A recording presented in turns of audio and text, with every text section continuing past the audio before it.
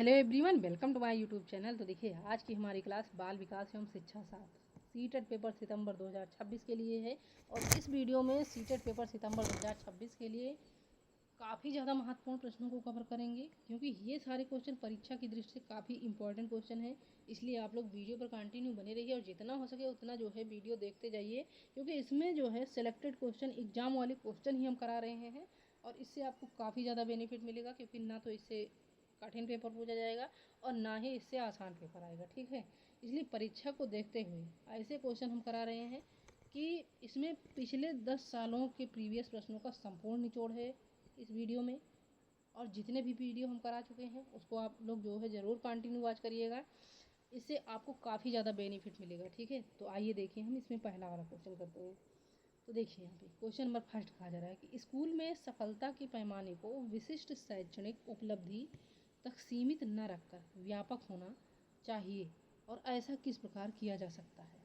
तो देखिए, ऐसा अनुशिक्षण संस्थानों द्वारा प्रशिक्षण प्राप्त करके किया जा सकता है, या फिर सामाजिक सांवेगिक क्षमताओं का विकास करके, जो कि शिक्षा का एक अहम अंग है, इसके द्वारा किया जा सकता है। या ऑप्शन नंबर देखिएगा, अगला वाला ऑप्शन कि घर पर की जाने वाली अतिरिक्त कक्षाओं के द्वारा, या फिर सामाजिक सांवेगिक क्षमताओं का विकास करके, जो कि शिक्षा का अहम अंग है। और डी वाला ऑप्शन देखिएगा, तो डी वाले ऑप्शन में दिया जा रहा है कि सिर्फ उन क्षेत्रों पर ध्यान केंद्रित करके जिस पर बच्ची कमज़ोर है।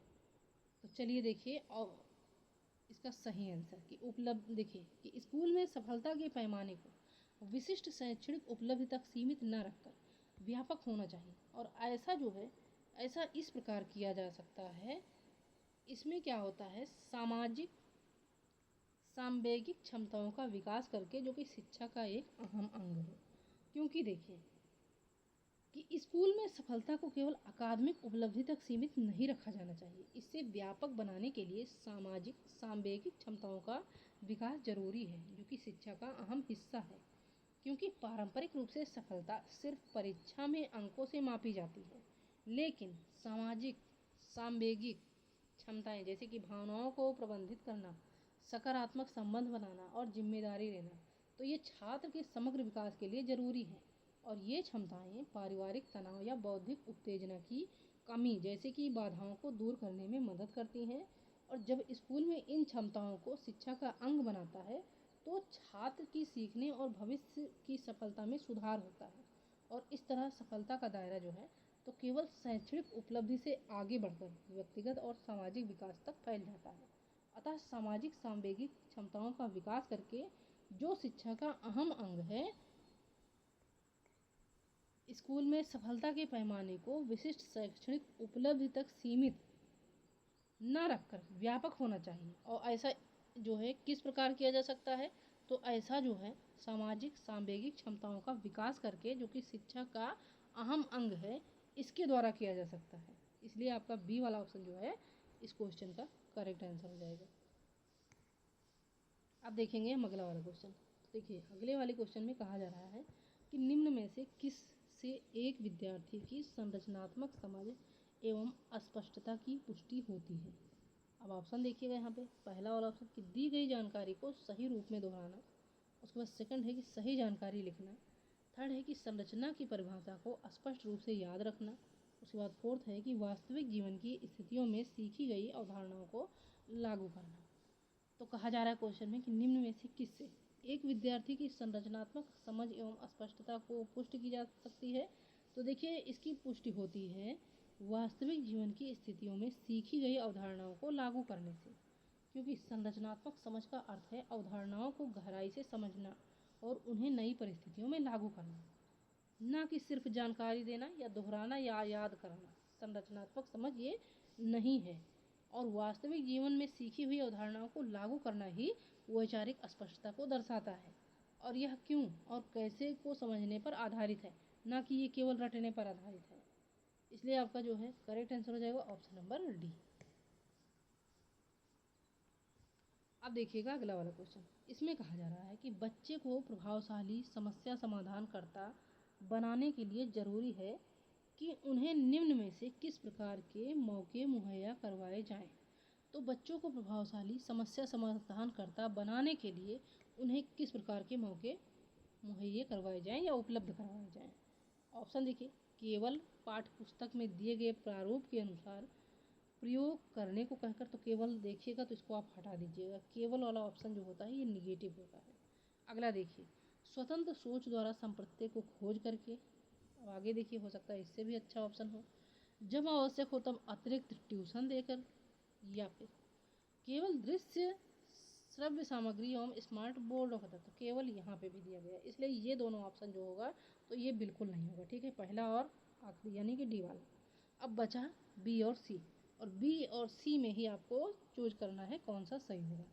तो देखिएगा यहाँ पे कि बच्चों को प्रभावशाली समस्या समाधानकर्ता बनाने के लिए तो उसे किस प्रकार के मौके मुहैया करवाए जाएं या उपलब्ध करवाए जाएं। तो देखिए कि एक प्रभावशाली समस्या समाधानकर्ता बनने के लिए बच्चे को दिए गए तथ्यों की जांच, खोज और पूछताछ करनी चाहिए, और इससे स्वतंत्र सोच से बच्चा संपत्तियों को खुद खोजता है और विभिन्न समाधान निकालता है, क्योंकि यह रचनात्मक मानसिकता विकसित करता है जो कि समस्या के मूल कारण को पहचानने और हल करने में मदद करती है।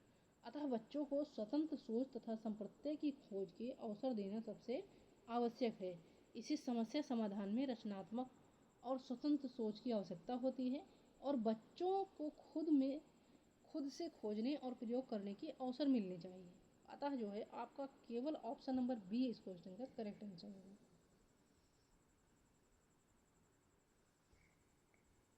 अब देखेंगे अगला वाला क्वेश्चन। तो देखिए इसमें कहा जा रहा है, अधिगम की प्रक्रिया के दौरान बच्चे जो त्रुटियां करते हैं, तो अधिगम की प्रक्रिया के दौरान बच्चे जो त्रुटियां करते हैं उनसे बच्चों की वर्तमान क्षमता एवं बुद्धिमत्ता का पता लगाया जा सकता है, या फिर उन्हें बिना प्रतिपुष्टि के तुरंत सुधार देना चाहिए ताकि वे दोहराई न जाए, या फिर उन्हें संज्ञानात्मक प्रक्रिया का सहज एवं स्वीकृत हिस्सा समझना चाहिए। यह ऑप्शन नंबर डी है कि वह अधिगम प्रक्रिया से ध्यान हटाते हैं, इसलिए उन्हें तुरंत कम करने की कोशिश करनी चाहिए। तो देखिएगा यहाँ पे कि अधिगम की प्रक्रिया के दौरान बच्चे जो त्रुटियां करते हैं, तो जो बच्चे त्रुटियां करते हैं उन्हें संज्ञानात्मक प्रक्रिया का सहज एवं स्वीकृत हिस्सा समझना चाहिए। इससे बच्चों की त्रुटियां सीखने की प्रक्रिया का जो है वो एक स्वाभाविक और आवश्यक हिस्सा है, जो कि उनकी सोच को समझने में मदद करती है। क्योंकि देखिए कि त्रुटियां बच्चों की वर्तमान समझ और अवधारणाओं की गलत व्याख्या को दर्शाती हैं, और इन्हें तुरंत सुधारने के बजाय उन्हें संज्ञानात्मक विकास के सामान्य चरण के रूप में देखना चाहिए, और शिक्षकों को त्रुटियों को बच्चे की सोच में अंतर्दृष्टि प्राप्त करने का अवसर समझना चाहिए। और त्रुटियां जो हैं तो ये शिक्षण अधिगम प्रक्रिया में सुधार और व्यक्तिगत शिक्षण शैलियों को पहचानने में सहायक होती हैं। इसलिए आपका करेक्ट आंसर हो जाएगा ऑप्शन नंबर सी।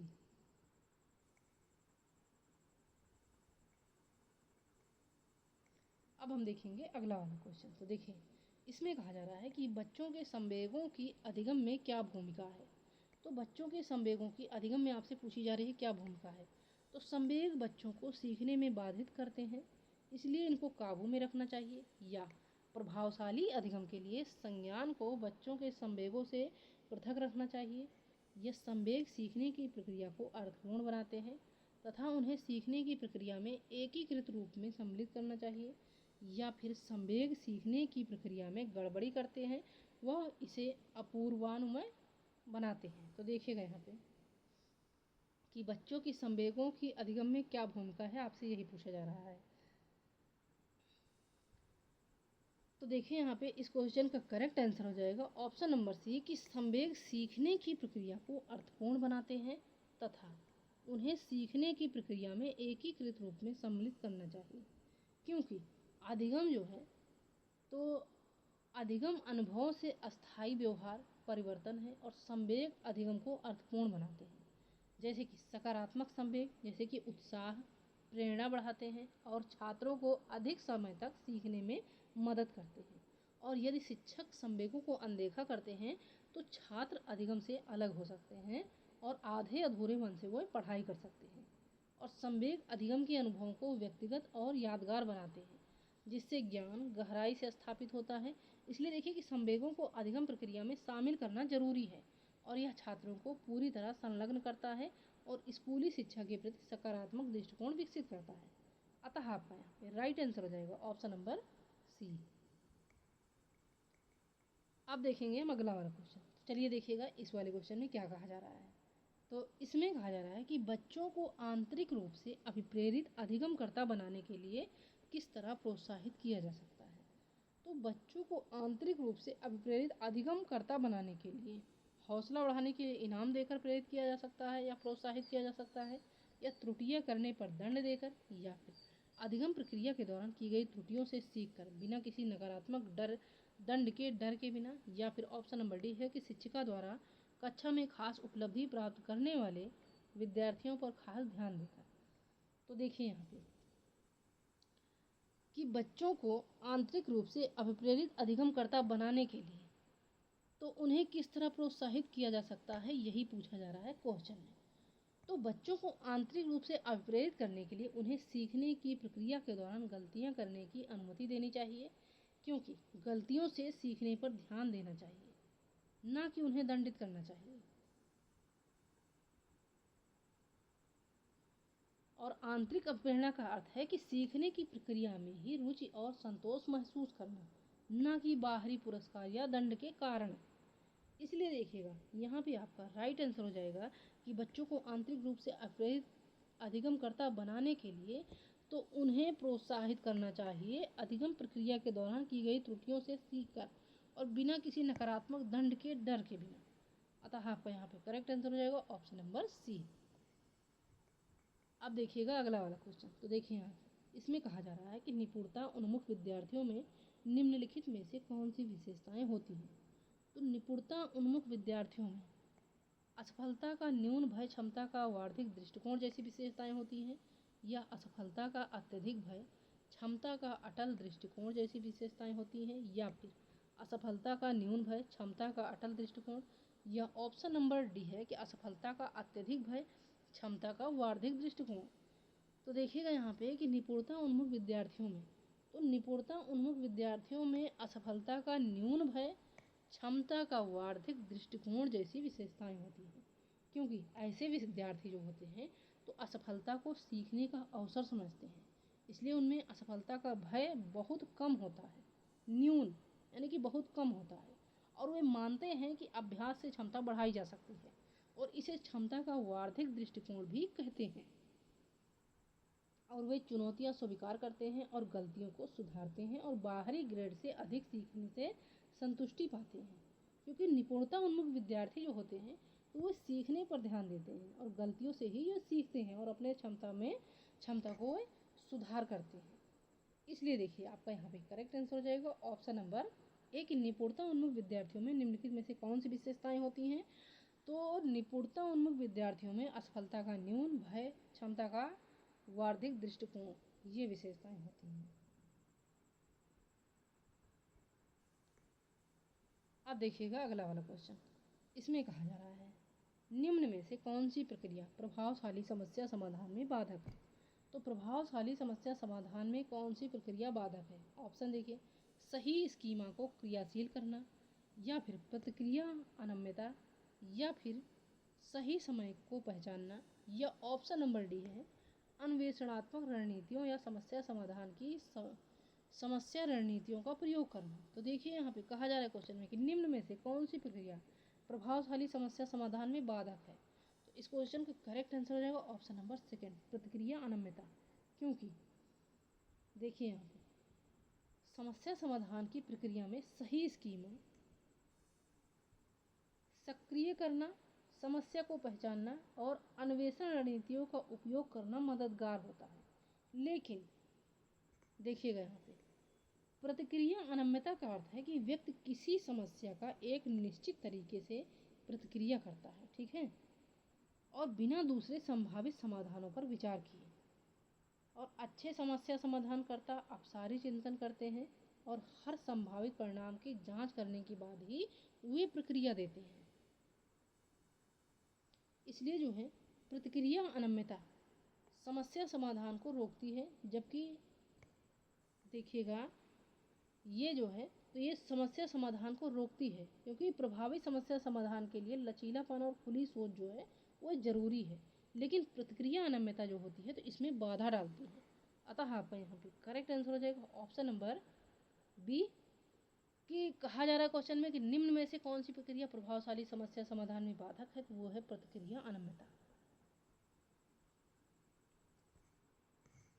अब देखेंगे अगला वाला क्वेश्चन।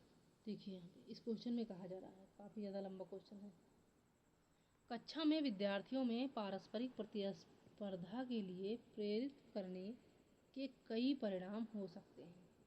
आपके अनुसार निम्न में से कौन से प्रभाव बच्चों के विकास में हानिकारक हैं? ऑप्शन ए देखिएगा, पहला वाला ऑप्शन, इससे कक्षा में विजेता एवं हारे हुए विद्यार्थियों में विभेदीकरण होता है। इससे विद्यार्थियों पर दबाव बढ़ता है और वह चिंता का स्तर बढ़ जाता है, जो उनके संज्ञानात्मक विकास को बाधित करता है। इससे कक्षा में तारक विद्यार्थियों को चिन्हित करने के लिए बढ़ावा मिलता है, जिनकी उपलब्धियों पर स्कूल गर्व करता है। फोर्थ है कि इससे विद्यार्थियों को प्रतिस्पर्धिक बाजार केंद्रित अर्थव्यवस्था में ढलने के लिए तैयार किया जाता है। अब यहाँ पे चारों विकल्प देखिए, पहले में दिया जा रहा है पहला और दूसरा, सेकंड में दिया जा रहा है पहला दूसरा और चौथा, थर्ड में है ये चारों सही है, फोर्थ में है कि दूसरा तीसरा और चौथा। तो देखिएगा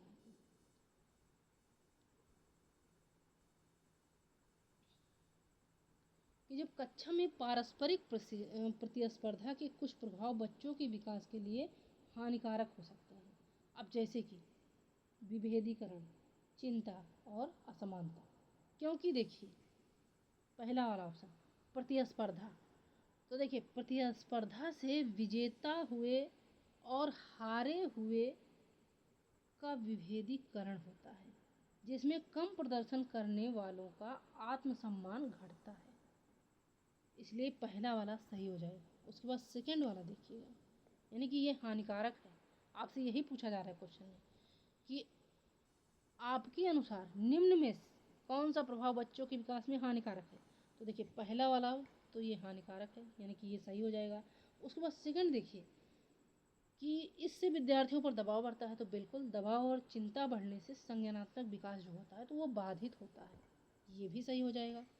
थर्ड है कि तारक, तो तारक विद्यार्थियों को चिन्हित करने से कमज़ोर छात्रों के लिए शर्मनाक स्थिति बनती है, जो कि अधिगम में बाधा डालता है, ये भी सही है। उसके बाद डी देखिएगा कि प्रतिस्पर्धा, तो प्रतिस्पर्धा बाजार अर्थव्यवस्था के लिए तैयार करना चिंता बढ़ाता है और भागीदारी कम करता है। अतः ये सभी प्रभाव जो हैं तो विकास के लिए हानिकारक है। अतः आपका यहाँ पे ये चारों सही हो जाएंगे।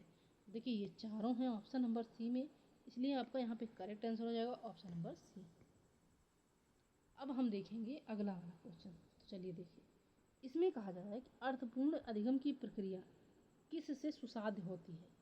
तो अर्थपूर्ण अधिगम की प्रक्रिया विद्यार्थी के निजी दर्शन शास्त्र एवं दृष्टिकोण से सुसाध्य होती है, या फिर विद्यार्थियों द्वारा शिक्षिका से प्राप्त ज्ञान द्वारा सुसाध्य होती है, या संकलित आकलन के लिए की गई पाठचर्या की मांग से सुसाध्य होती है, या ऑप्शन नंबर डी है कि केवल विशेषज्ञों की राय दृष्टिकोण के आधार पर सुधार होती है। अब आपको यहाँ पे पॉजिटिव ऑप्शन चूज करना है।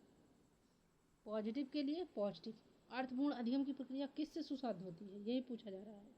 तो देखिए अर्थपूर्ण अधिगम की प्रक्रिया तो ये सुसाध्य होती है विद्यार्थी के निजी दर्शन शास्त्र एवं दृष्टिकोण से, क्योंकि देखिए यह अधिगम तभी सुसाध्य होता है जब विद्यार्थी अपने निजी दर्शन शास्त्र और दृष्टिकोण को शामिल करें और विद्यार्थी के अपने विचार, अनुभव और अवधारणाओं की समझ सीखने को सार्थक बनाती है, क्योंकि व्यवहारिक गतिविधियों और सक्रिय भागीदारी से और मजबूत करती हैं। इसमें अर्थपूर्ण अधिगम वह प्रक्रिया है जिसमें नई जानकारी पहले से मौजूद ज्ञान और व्यक्तिगत अनुभव से जुड़ती है। अतः आपका यहाँ पे राइट आंसर हो जाएगा ऑप्शन नंबर ए।